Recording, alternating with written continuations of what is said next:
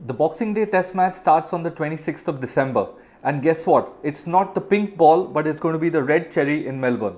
To understand how India will approach the game, tune into Jatin's Scorecard.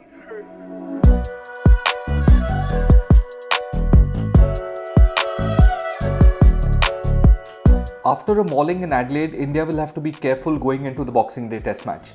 They will do well to remember the last Test match they played in Melbourne about 12 to 14 months back when they beat Australia and won the series.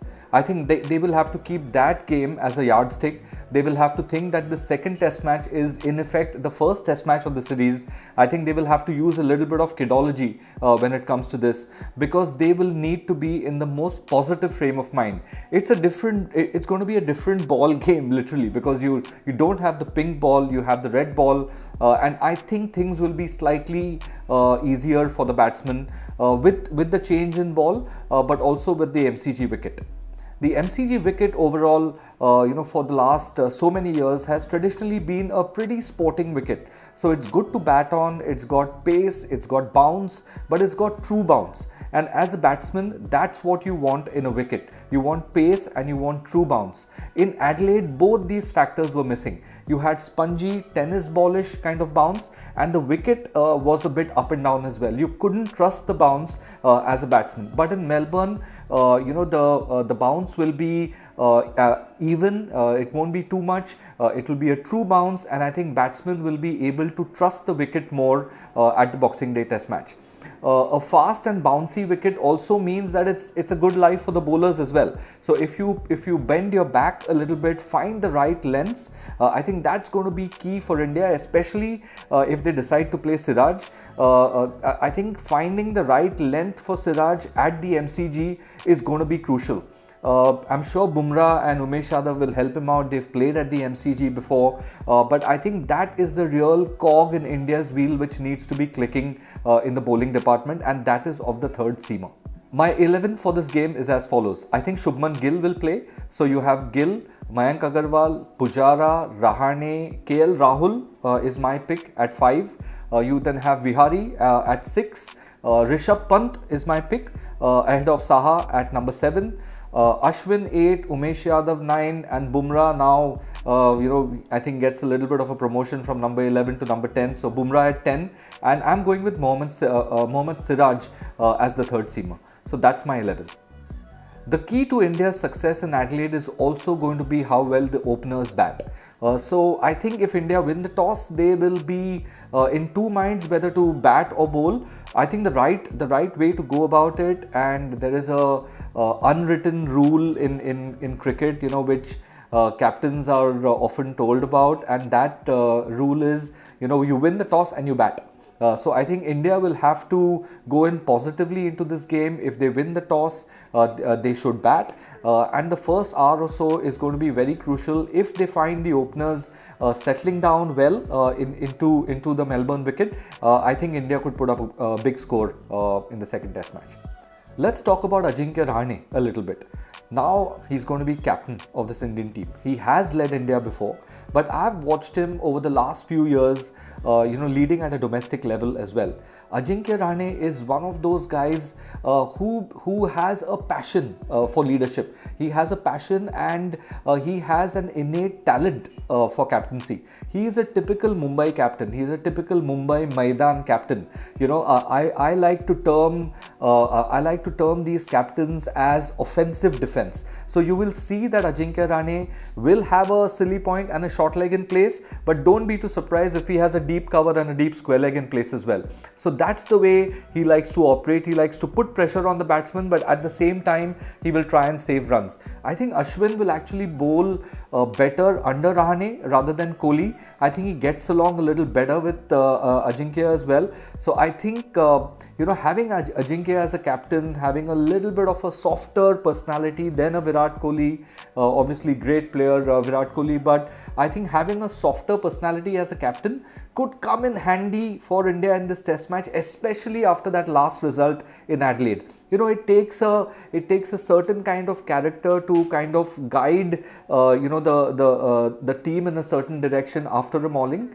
And I think Ajinkya Rahane, I'm really excited. I think he's going to do a good job as captain in the rest of the series. I also feel that the captaincy will have a positive impact on Ajinkya Rahane, the batsman.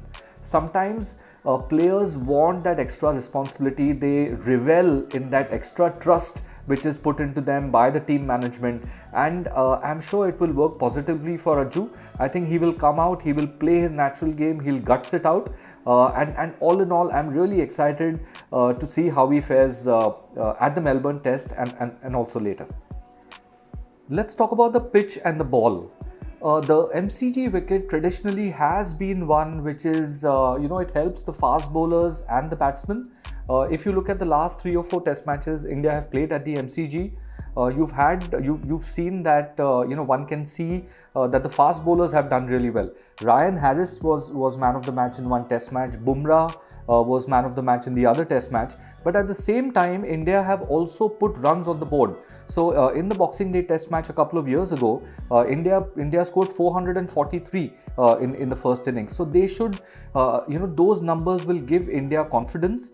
I think the look of the Melbourne pitch as well, will give them a little bit of confidence, because it'll be a hard, bouncy wicket. But as I said earlier, it will have true bounce.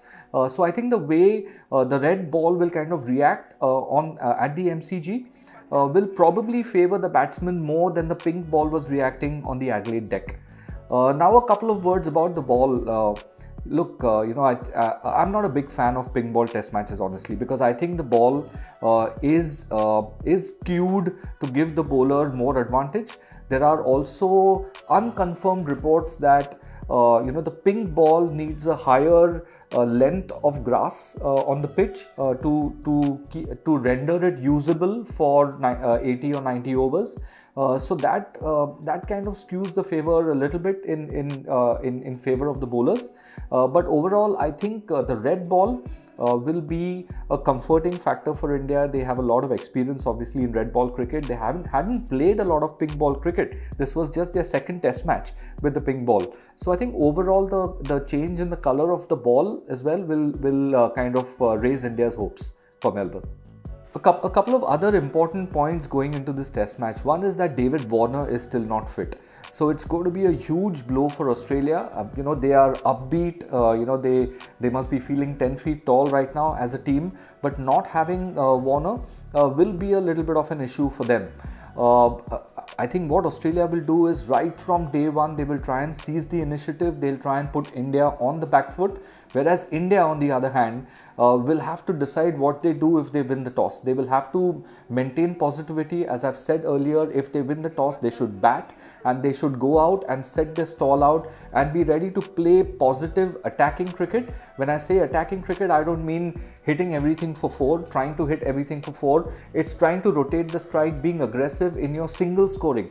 As a batsman, when you're thinking of scoring runs off a ball, that negative feeling of getting out gets wiped away. So I think Indian batsmen should go in looking to score runs of the ball, being proactive and not being reactive in responding to what the bowler bowls. They should be proactive going into this test match, and they should be proactive for every innings of the remainder of the series. I think that's the way to beat Australia in Australia. So I've laid out all the important points going into the Boxing Day test match. That's it for today's episode, but keep your thoughts coming in, keep the comments coming in. We've had a great reception for the show from everybody.